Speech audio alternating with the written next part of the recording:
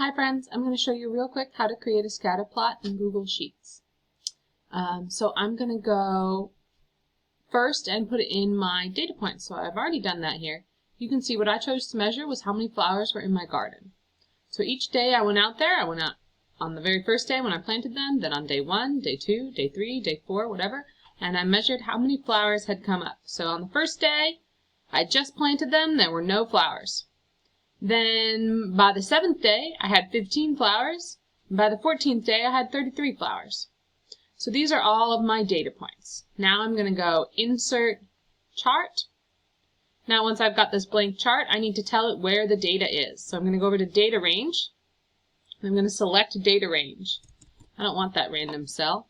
I want my data. I do not need to select the X and the Y labels that I put on there just to help organize myself. Now, this is not a scatter plot, so I need to tell it, okay, you've got the information, but you need to make it. So I'm going to chart type here. I'm going to scroll down, tell it to be a scatter plot. There we go. Now I have my number of days along my x-axis and my number of flowers along my y-axis.